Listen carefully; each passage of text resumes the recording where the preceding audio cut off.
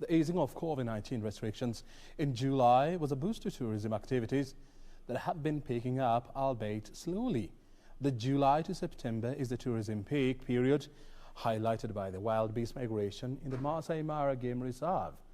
Our reporter Betty Kiptum, who was in the Mara to witness the wildebeest migration, had a conversation with the Sarova Mara Game Camp's General Manager Duncan Mwangi about the state of the tourism industry, the projections going forward. This is how the conversation went. After 3 months of closure, the tourism industry is beginning to reopen and pick up. To just get a feel of how the reopening is going on, what the hotels are doing to make sure that this is coming on right and that their clients are safe, we would like to have a conversation with Duncan Mwangi. He is the lodge manager at the Sarova Mara Game Camp. Thank you for joining us, Duncan. Thank you very much, and you're welcome. Asante sana. Yes. Could you just give us an overview of the experience of what happened when the COVID-19 pandemic hit? That was early March when we actually got the first case in the country. And immediately when things started shutting down, we eventually shut doors on the 25th of March. Right. And for the next 3 months, very little was happening, and a lot of the staff were home. However, remember back in 2018, 2019, Sarova Hotels had started a major renovation of 3 of our properties, being Sarova White Sands, Sarova Panafric, and Sarova Mara. All right. So the duration was also utilized to actually capitalize on the renovations. Ah, right. So it was not all gloom for you? No, not necessarily all gloom. Not. Okay. And were the staff on unpaid leave, or how did it happen? I would say that we are lucky that we were able to sustain our staff. Those who had pending leaves, we definitely gave them pending leaves, but paid leaves, nobody has been on unpaid leave so far. No. Wow, that is quite the story, because 2 million people in the industry already lost their jobs, or rather lost their pay for that period of time. All right, so now 3 months on, the reopening is happening. How is that going on? I think it's one of the best news for all industry players to actually have the cessation of movement in Nairobi and Mombasa lifted. That actually was a good sign, and we started seeing people traveling. We opened our doors on the 15th of July, and ever since we've actually been full. We did not open with our full inventory. We opened with half of the inventory, but we've had a high demand throughout. Half of the inventory allows us to work very well in our phase 1 of reopening within the stipulation of Ministry of Health, within the government, as well as the WHO guidelines on COVID protocols. All right. And when you talk about these full bookings, of course, this happened before the international airspaces were opened. Yes. So the clientele that you've been having, are they domestic tourists? All of them. All of them are domestic. Right. So that means the domestic tourism is picking up at this moment. I would say the domestic tourist has actually been held back with the closure. All right. And people are eager to travel. And I think generally this is something that we've seen in the industry time and time again. Every time that there is a cause of worry within international travel, the domestic tourist always comes up and actually keeps the industry afloat.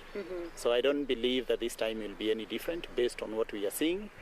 The traffic within Sekenani Gate is actually very encouraging. Right. Yes. The CS said that all the lodges were actually booked out for this weekend, which is a very good sign. Yes. There is definitely a refocusing of strategy now when it comes to marketing, because the target market is shifting. The domestic market has to be tapped now. What are you doing about this? We've also reached out deep in our resources and our strategies to actually make sure that we've geared up for the local market. Local market a lot of times will mean family travel. So as we are continuing with our upgrade, we are also ensuring that we have more family rooms coming up. Our rates have actually been amended to be family friendly. All right. Our packages have actually been geared for the local domestic tourist, and the response is very welcoming. Yes. And as you receive these clients, of course, there's that fear someone might come with that, the coronavirus is still there. I'm going to mingle with people.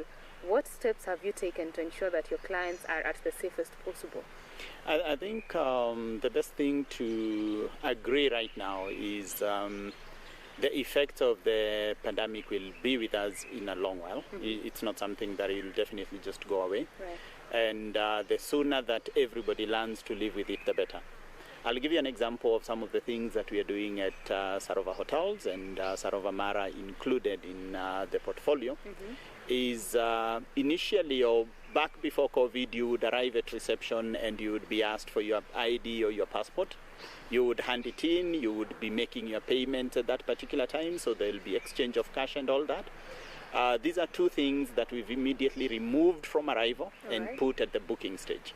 So when you're making a booking, that's actually when you will send a photo image of your ID or identification, and that is the same time you will be given an M-Pesa option for paying or an online option for paying. So we actually avoid that touching of stuff and passing from one person to the other. Right. When you arrive at the gate, we also do non-invasive temperature check, and depending on the results, you are either then allowed to come in, but if the results indicate otherwise, then we bring in what we call our isolation protocols. All right.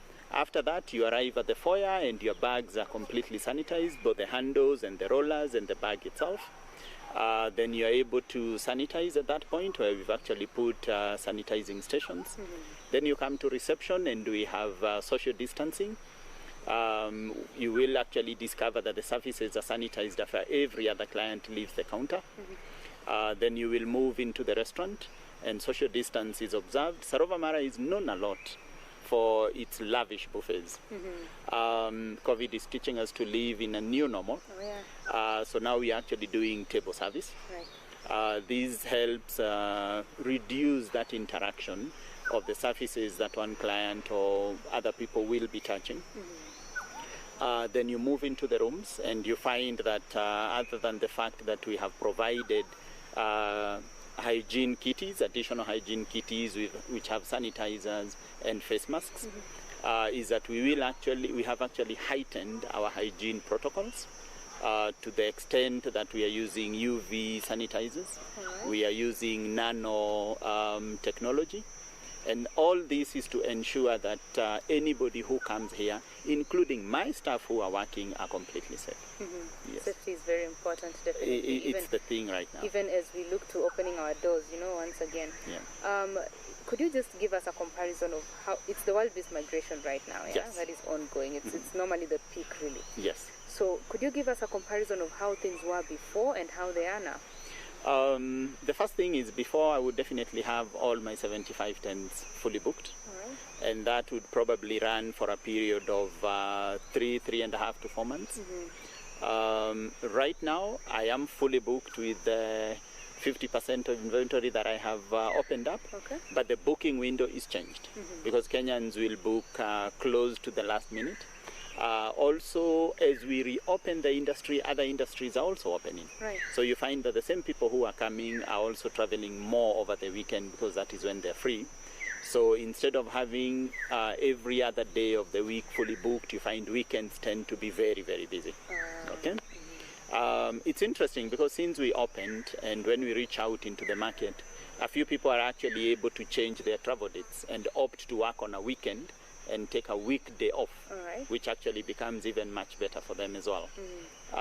And those are some of the main differences. The other big difference is, I think, and this I think is a big plus for the local market, is that this is the first year that the local market will actually be able to enjoy the migration.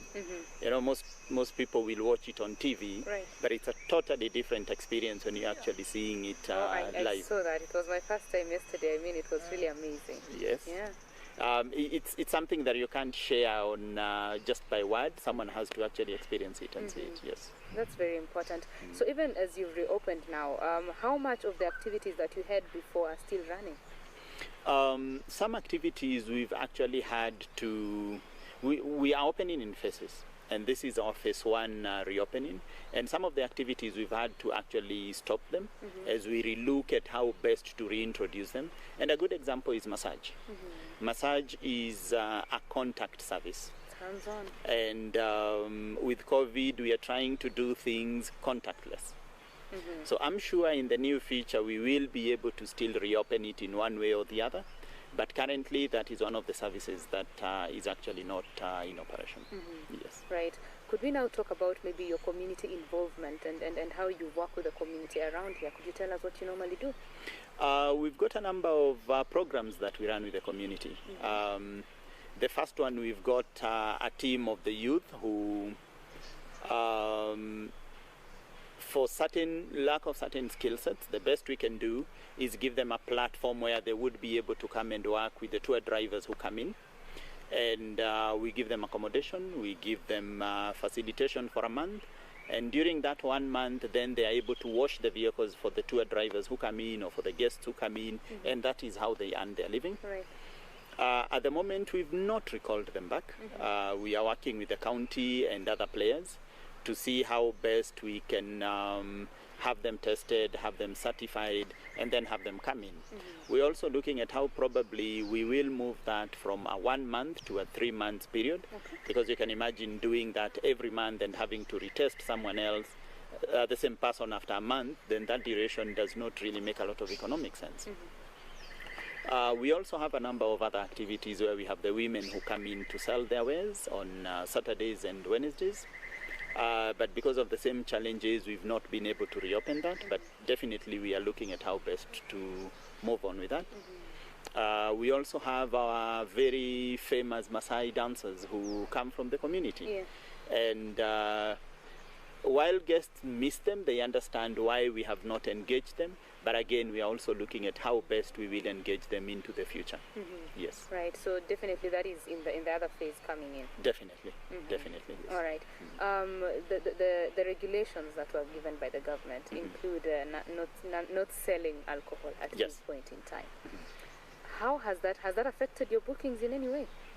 Not at all. It hasn't affected the bookings because generally people are not traveling to consume alcohol. Remember that ban is a countrywide ban. Yes. So it doesn't mean that certain sections were banned and if you travel to Mara you would then get it.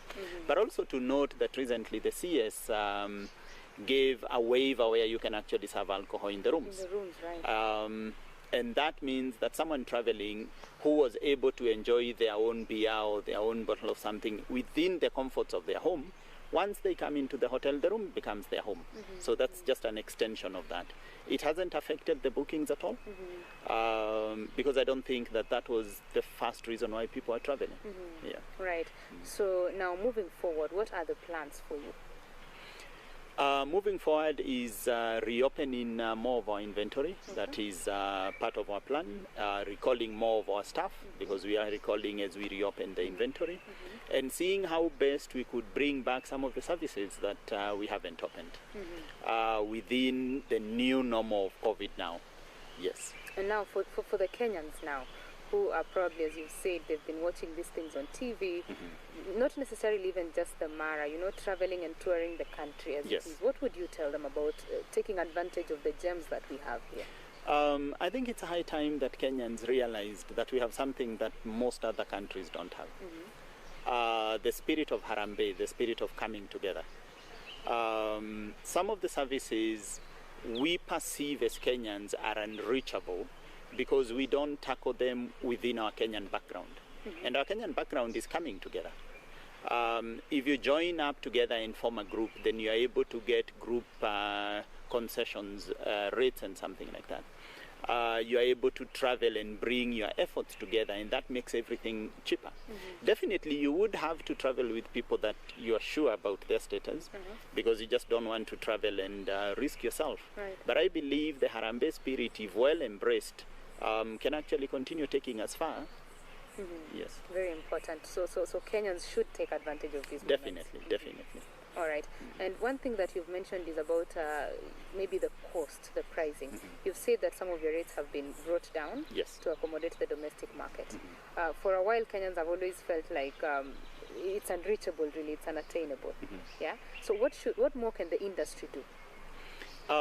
I think generally it's just sharing of information, because even that notion of it being unreachable is more of a perception, but not a reality. A lot of the people, once they come and they look at your rate, they'll say, oh, I always thought that it was, And that tells you that it's just a perception. Right. Simply because you have international clients coming in, then you think that I can't get there. The truth is, remember, some of the international clients will also save for long to actually be able to tick Mara out of their bucket list. That is true. And I believe that that is something that we can also do, and probably not even necessarily have to save for that longer, because we have resident rates which are much friendlier. Yes. Right. So when you're feeding your clients here, could you just tell us something about the garden that I have seen? It's quite breathtaking, really, to think that there's such a garden around here where it looks so serene, you know. Interestingly, that garden started as a corporate social responsibility, All right. where we thought, as hoteliers, what more could we do for the society?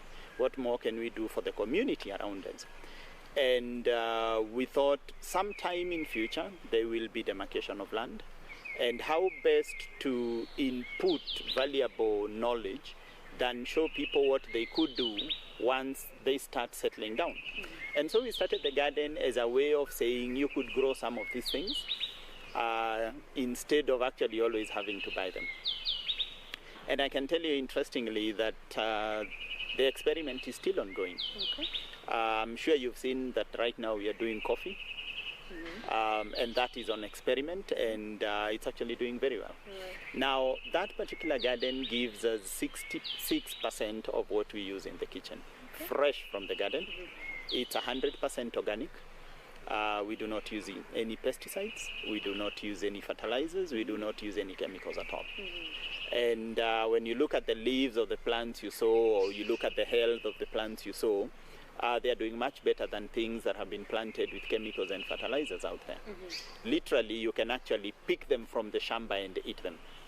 And in that aspect, we actually run a program there which we call live cooking, where you actually pick things right from the shamba. We set a kitchen and a table for you. So we cook and we sit down and you enjoy the meal. It's interesting when you look at the industry, and I think that that is what is starting to happen now with the injection of the sport tourism. Because a lot of people, when you talk to them about Mara, they will think only about animals. Yes. They will probably not think of coming and seeing a garden like the one you've seen. They will probably not think of coming and learning a point here or there of how to reuse their eggshells, of how to reuse their kitchen waste.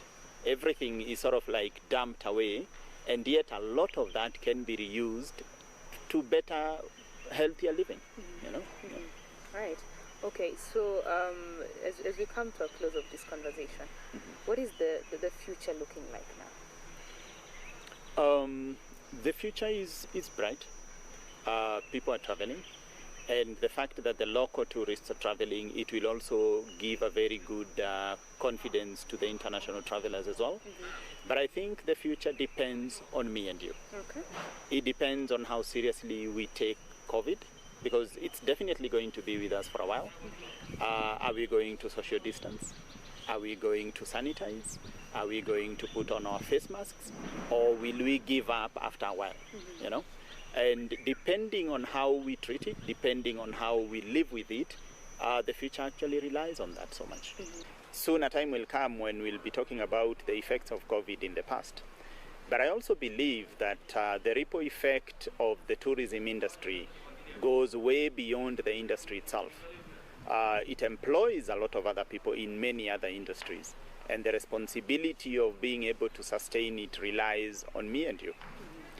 It's interesting when we have people coming from other countries to be the one to tell us the beauty and the awe that we have in our country. I think it's time that we embraced the philosophy of Build Kenya by Kenya. And Build Kenya by Kenya is not only on tangible products. Tourism industry is one of them, and it's something that we need to be proud about. So karibuni Sarova Mara, and let's travel, let's enjoy the country. Well, thank you very much for speaking with us, and I think that is a very good point to end. Buy Kenya, Build Kenya is not only products, even the services, Very true. the tourism industry. Asante sana, Duncan. Karibu sana. Well, that was Duncan Mwangi. He is the lodge manager at Sarova Mara Game Camp, and we have been having a conversation about the reopening of the tourism industry and why you should travel more and enjoy the gems that are in your country, Kenya. ensure that you just get to see these things, because you don't want to hear it from someone from an international country, or rather another country, telling you about what is in your country. You have the opportunity, take advantage of it and travel and tembea Kenya. My name is Betty Kiptum. Do continue watching Business Insight. Thank you.